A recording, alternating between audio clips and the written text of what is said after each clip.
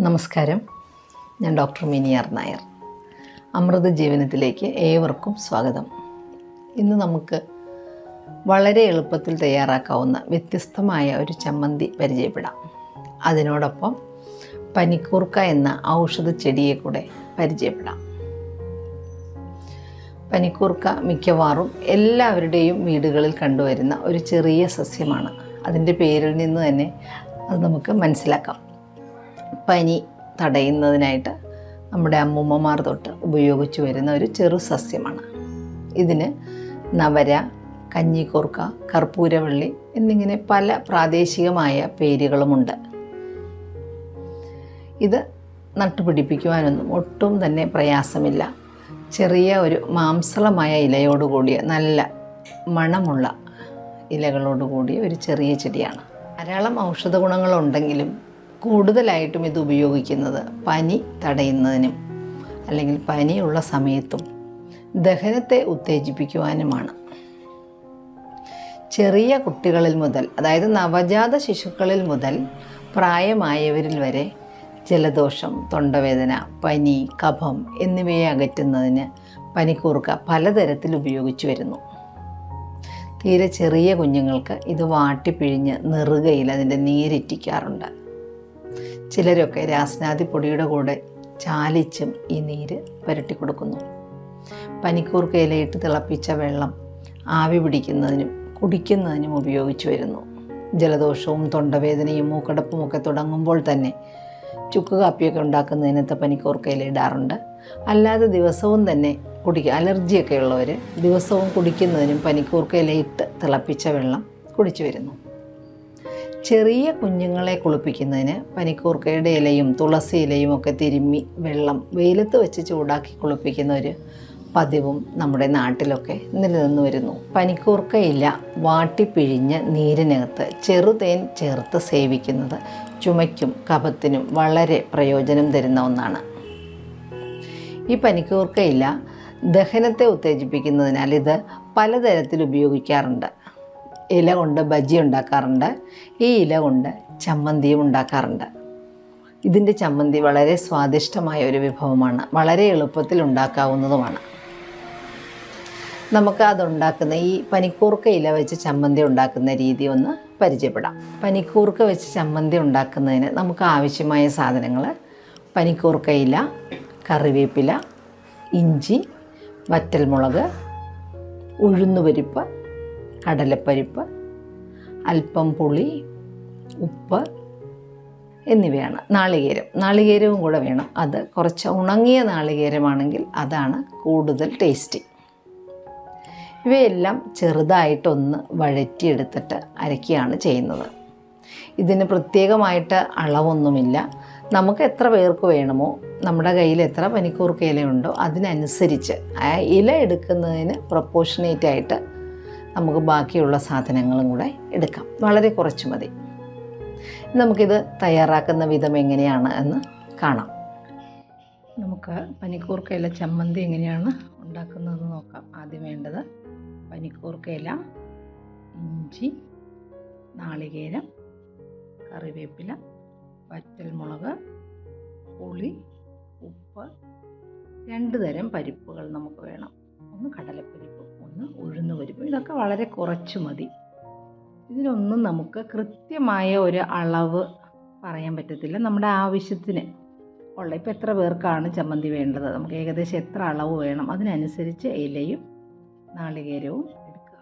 അതിൻ്റെ കൂടെ കുറേശ്ശെയായിട്ട് മറ്റ് ചേരുവകളും കൂടെ ചേർക്കുക. നമുക്ക് ഒരു തവണ ഉണ്ടാക്കി കഴിയുമ്പോൾ അതിൻ്റെ അളവ് ഏകദേശം മനസ്സിലാവും. അല്ലാതെ നമുക്കിത് ഓരോന്നും ഇത്ര ഗ്രാം വീതം എന്ന് പറയാനായിട്ട് പറ്റത്തില്ല. ഇനി നമുക്കിത് ഓരോന്നും വഴറ്റിയെടുക്കണം. അല്പം എണ്ണയൊഴിച്ച പനിക്കൂർക്കയിലയും വറ്റൽമുളകും എല്ലാം വഴറ്റിയെടുക്കണം. അത് നമുക്ക് നോക്കാം. നമ്മളൊരു ചെറിയ ഉരുളി വെച്ചിട്ടുണ്ട്. അത് തീ കത്തിച്ചു. പാത്രം ചൂടായിട്ടുണ്ട്. നമുക്ക് അല്പം എണ്ണ ഒഴിക്കാം. വെളിച്ചെണ്ണയാണ് ഇവിടെ എല്ലാത്തിനും പാചകത്തിന് ഉപയോഗിക്കുന്നത്. അതുകൊണ്ട് ഞാൻ വെളിച്ചെണ്ണ തന്നെയാണ് ഒഴിച്ചത്. ആദ്യം വറ്റൽമുളക്. അപ്പോൾ എരിവ് ഓരോരുത്തർക്കും ആവശ്യമുള്ളതനുസരിച്ചിട്ട് എടുക്കാം. ഇവിടെ പൊതുവേ വലിയ എരിവ് വേണ്ട, അതുകൊണ്ട് കുറച്ച് എരിവ് ഞാൻ ഇട്ടിട്ടുള്ളൂ.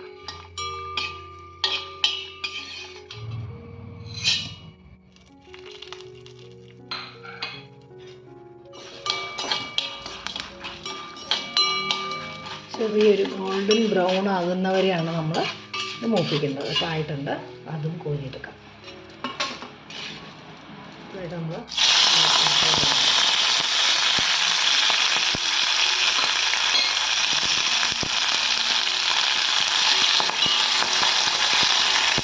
ജലാംശം അധികം ഉള്ളതുകൊണ്ടാണ്.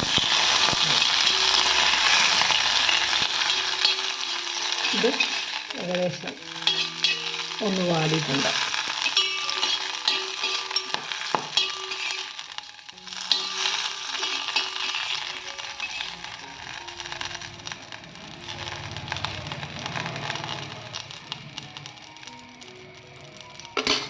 അടുത്തതായിട്ട് നാളികേരം.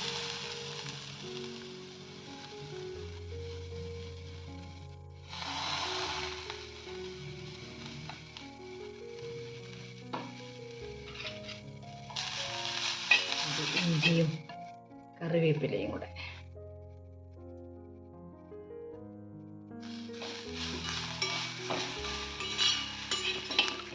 തേങ്ങയൊക്കെ ഒത്തിരി വറക്കണ്ട, ഇത്രയായാൽ മതി.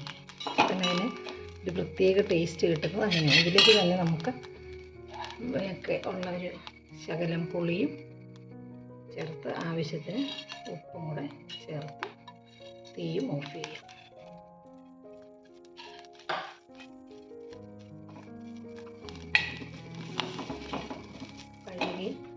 തുടച്ചെടുത്ത് മിക്സിയുടെ ജാറിലേക്ക് നമുക്കിതിട്ട് പൊടിച്ചെടുക്കണം. ആദ്യം വറ്റൽമുളക് മാത്രം ഇടാം.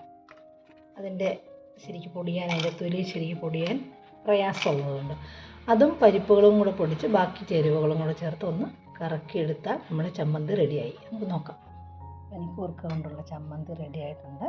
ഞാനിവിടെ എണ്ണയൊക്കെ കുറച്ച് ഉപയോഗിച്ചിരിക്കുന്നത് കൊണ്ടാണ് ഇതിങ്ങനെ പൊടി പോലെ ഇരിക്കുന്നത്. എണ്ണ കുറച്ചുകൂടെ കൂടുതൽ ഉപയോഗിച്ച് കഴിഞ്ഞാലത് കുഴഞ്ഞിരിക്കും. ഇത് നമ്മളിങ്ങനെ സൂക്ഷിക്കുകയാണെങ്കിൽ ഫ്രിഡ്ജിൽ വെക്കാതെ തന്നെ നല്ല എയർ ടൈറ്റ് ആയിട്ടുള്ള കുപ്പിയിലിട്ട് അടച്ചു വെച്ച് കഴിഞ്ഞാൽ കുറച്ച് ദിവസങ്ങളിരിക്കും. ഫ്രിഡ്ജിലാണ് വയ്ക്കണമെങ്കിൽ ആഴ്ചകളോളം കേടാകാതിരിക്കും. നമുക്ക് ഇതുകൊണ്ടുള്ള പ്രയോജനം എന്ന് പറഞ്ഞാൽ പനി, ജലദോഷം അങ്ങനെയൊക്കെ ഉള്ളപ്പോൾ, വായ്ക്ക് രുചിയില്ലായ്മയൊക്കെ ഉള്ളപ്പോൾ ഇത് കൂട്ടി കഞ്ഞി കുടിക്കാൻ നല്ലതാണ്. അതുപോലെ വയറിന് എന്തെങ്കിലും ദഹന പ്രശ്നമൊക്കെ ഉള്ളപ്പോഴും ഇത് കഴിക്കാനൊരു പ്രത്യേക രുചിയാണ്. ദഹനവും കുറച്ചുകൂടെ ഉത്തേജിപ്പിക്കപ്പെടും. അസുഖങ്ങളൊന്നും ഇല്ലാത്തപ്പോഴും നമുക്കൊരു വെറൈറ്റി ചമ്മന്തിയായിട്ട് ഒരു ഗസ്റ്റൊക്കെ വരുമ്പോഴാണ് ഇത് ഉണ്ടാക്കാം. വളരെ എളുപ്പമാണ്, ഈസിയാണ്, ടേസ്റ്റിയാണ്, ഹെൽത്തിയാണ്. വളരെ എളുപ്പത്തിൽ തയ്യാറാക്കാവുന്ന സ്വാദിഷ്ടമായ ഈ ചമ്മന്തി മനസ്സിലാക്കിയല്ലോ. നിങ്ങളാരും ഉണ്ടാക്കാറില്ലെങ്കിൽ തീർച്ചയായിട്ടും ഒന്ന് ഉണ്ടാക്കി കഴിച്ചു നോക്കുക. ഇത് സ്വാദിഷ്ടം മാത്രമല്ല, നമുക്ക് ജലദോഷമൊക്കെ ഉള്ളപ്പോഴും കഴിക്കാം. വയറിന് ദഹന പ്രശ്നമുള്ളപ്പോഴും ഈ രീതിയിലുണ്ടാക്കി ഇത് ഉപയോഗിക്കുന്നത് നല്ലതാണ്. അടുത്തൊരു വീഡിയോയുമായി വരുന്നതുവരെ എല്ലാവർക്കും നന്ദി, നമസ്കാരം.